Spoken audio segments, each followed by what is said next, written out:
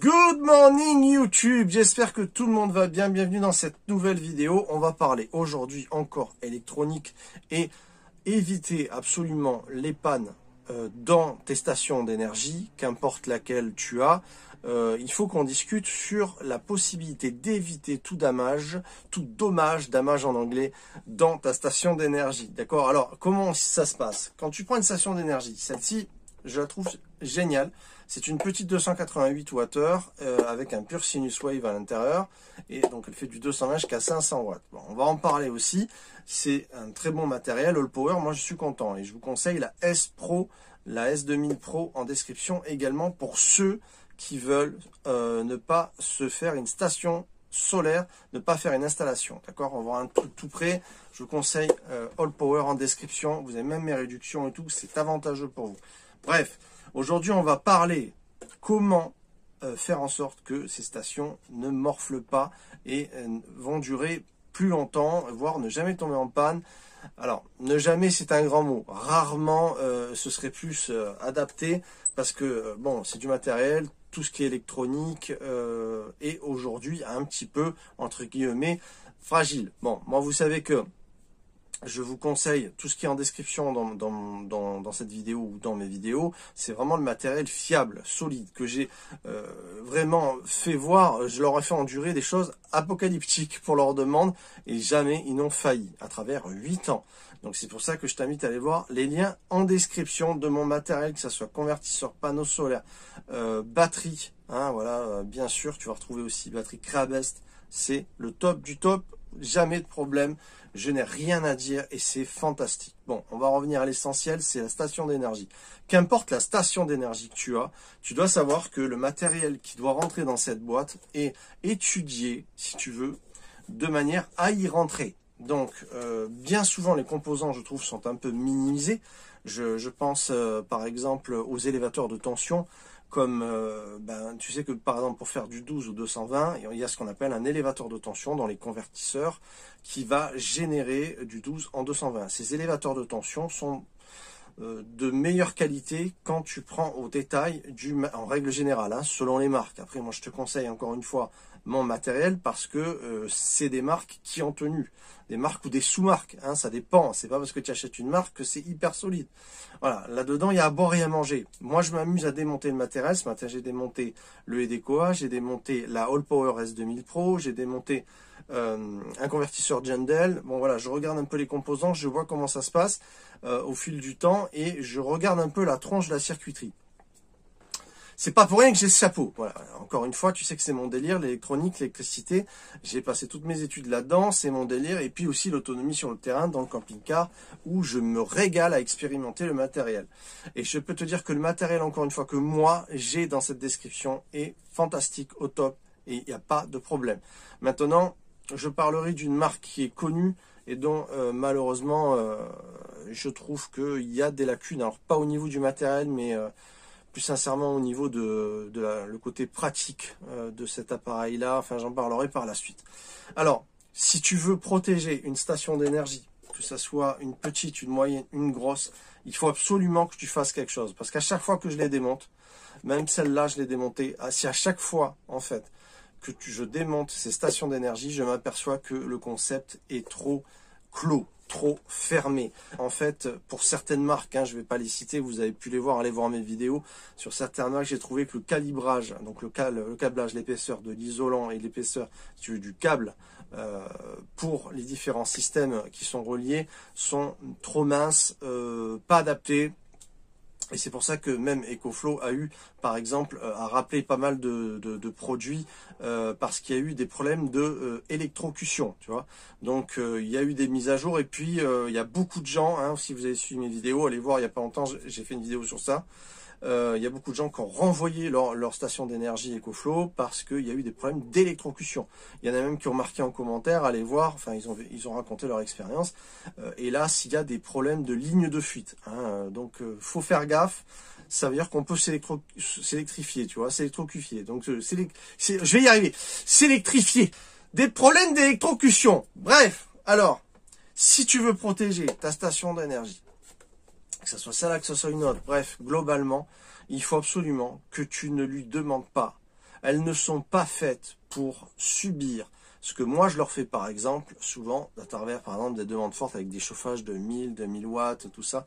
C'est vraiment pas adapté pour à l'intérieur. Si tu regardes vraiment, quand tu démontes une station d'énergie, tu t'aperçois que ça n'a rien à voir vraiment avec... C'est pour ça que je dis, j'avais fait une vidéo qui s'appelle « N'achetez pas des stations d'énergie par facilité ». Si vous faites ça par facilité, c'est une erreur. Si vous voulez avoir une bonne installation solaire, allez voir mes vidéos où tout est détaillé, convertisseur, batterie, régulateur, voilà, tout est détaillé dans le matos. Et donc, régulateur MPPT, les panneaux solaires qui vont bien, tout ça. Bon, bah, ça, c'est important de faire son installation solaire avec du câblage adéquat, tout ça. Bon, dans ce genre de matos-là, on va aller à l'essentiel pour que ça rentre tout à l'intérieur. Et je te dis, je trouve que la plupart du temps, le matos, les composants sont minimisés, le câblage est minimisé globalement. Si tu veux, ça fonctionne très bien, mais c'est pas fait, si tu veux, c'est pas fait pour, par exemple, elle va jusqu'à 500 watts. C'est pas fait, si tu veux, pour délivrer 500 watts. Donc, si tu veux, commercialement, on va te dire que c'est fait pour aller jusqu'à 500 watts, parce que c'est mieux pour l'argument de vente et tout. Mais honnêtement, si tu lui tires du 500 watts pendant un certain nombre de temps, moi, je lui donne pas longtemps pour vivre. Et globalement, toutes les stations d'énergie. Il faut bien comprendre ça.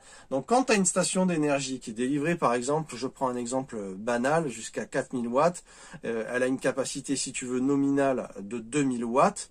Par exemple, la station d'énergie que je propose, la S2000 Pro, qui va jusqu'à 2400 watts nominal, on peut vraiment tirer 2400 watts pur. Si tu lui fais tirer 2400 watts pur, à long terme, franchement, elle ne va pas vivre longtemps. Et c'est pas au niveau de la batterie que ça risque de céder, c'est au niveau des composants, c'est au niveau des élévateurs de tension, c'est au niveau des FET, hein, c'est au niveau de tout ce qui est MOSFET également, c'est tout ce qui est en fait composants et circuiterie qui va céder en premier. Bien souvent, les problèmes, ça n'a rien à voir avec la batterie, ça a à voir avec ça. Après, tu peux avoir des problèmes de déséquilibrage de batterie. Ça va être ce genre de soucis qu'on va retrouver globalement. Alors, attention, hein, c'est pas que associé aux stations d'énergie, mais c'est plus accentué aux stations d'énergie compte tenu où on est dans un concept, encore une fois, fermé, isolé. Même s'il y a des ventilations, le concept est trop fermé et arrivé l'été, dans les périodes estivales, où les gens les utilisent le plus globalement, c'est là qu'elles vont morfler énormément, surtout qu'elles ont des entrées solaires. Tu vois, celle-ci, elle a une entrée solaire aussi, donc elles ont leur régulateur MPPT, et les entrées solaires, ça provoque énormément de chaleur. Donc, tu leur fais une rentrée solaire, plus tu les utilises en même temps, tu as le convertisseur et le régulateur qui tournent à fond, tu as la batterie qui va générer de la chaleur, ça va vraiment, vraiment chauffer là-dedans. C'est pour ça qu'elles se mettent en sécurité. Ils ont mis des sondes de température faites pour couper, pour éviter les problèmes. Hein. C'est parce que ça massacre tout. Après, ils ont des retours en SAV et ça leur va pas, c'est pas intéressant pour eux financièrement, ils gagnent pas de... Voilà. Ils sont là aussi pour gagner du fric. Tous ceux qui créent ces stations d'énergie. Il faut bien le comprendre, c'est avant tout un business. Alors, si tu veux, par exemple, utiliser une station d'énergie sans avoir de problème, en évitant un maximum, la faire vivre un maximum ta station d'énergie, qu'importe la marque, hein, sinon on va dire, ouais, mais tu t'en prends encore à... Non, non, ça n'a rien à voir. C'est au niveau de toutes les marques que je donne ce conseil.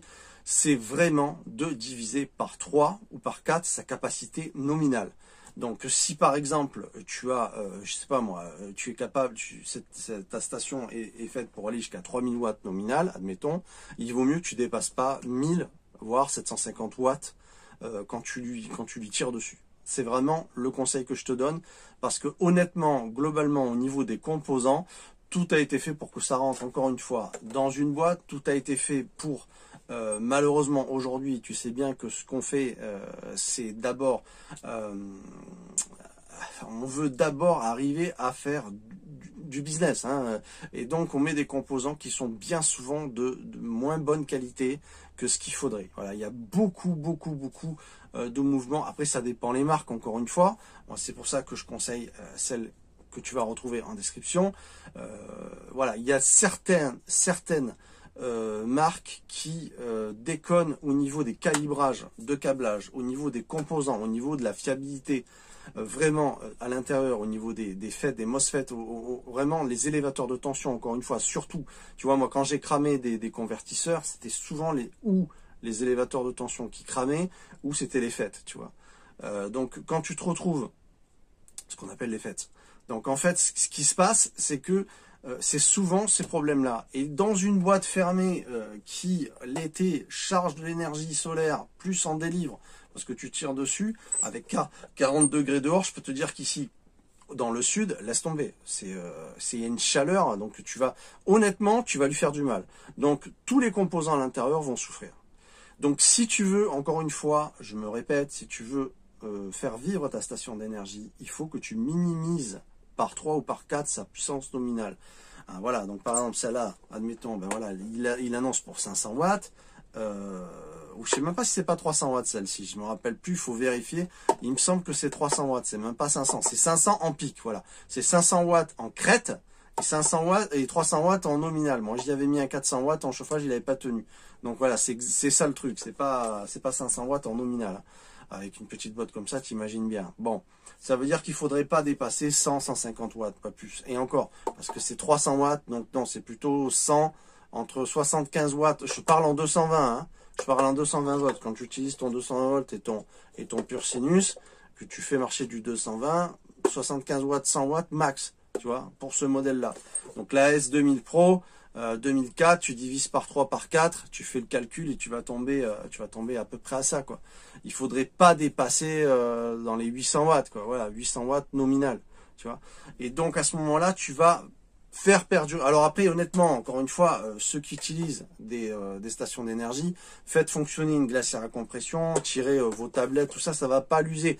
Honnêtement, si ça l'use, c'est que c'est vraiment du matériel de merde. Chez All Power, il n'y a pas ce souci-là. Voilà, si tu tires par exemple du chauffage comme moi je fais, parce que moi j'expérimente, donc je mets le matos à rude épreuve, si tu t'amuses à chauffer en 1000 watts, franchement les composants ils vont morfler très très rapidement. Si tu veux avoir une station d'énergie, encore une fois, moi ce que je recommande c'est de se faire sa station d'énergie, c'est faire son installation solaire, son matos soi-même, où on répartit, convertisseur, régulateur MPPT, batterie, d'accord, tout détaillé, c'est le mieux, c'est ce qu'il y a de mieux parce que le matos, il souffre moins. S'il y a un truc qui pète, là s'il y a un truc qui pète, t'es condamné. Si par exemple son convertisseur il pète, son petit convertisseur pur sinus il pète, bah, tu as toute la boîte à ramener, tu es condamné. Alors que quand tu as ton installation solaire, en fait, eh bien, si jamais tu as un truc qui pète, tu as un convertisseur, ben, tu peux le changer, mais tu as quand même ta batterie, tu as quand même ton énergie. Tu as ton régulateur qui continue à charger, un PPT qui remplit ta batterie avec ton solaire, et puis tu n'as plus qu'à remplacer ton convertisseur. Tu n'es pas condamné, tu vois, tu as un roulement, tu vas pas renvoyer, tu renvoies pas ton installation pendant 3 semaines, un mois, et tu es condamné, tu vois. Donc, globalement, vous voulez protéger vos stations d'énergie. C'est très bien les stations d'énergie pour ceux qui sont profanes, qui savent pas faire de l'électricité, tout ça. Il n'y a pas de problème, ça peut les dépanner, surtout s'ils ont des petites demandes. Si vous avez des petites demandes en énergie, charger de tablette, allumer, charger votre ordinateur portable, faire marcher une batterie, une glacière à compression, des petites choses, c'est des petites demandes ça.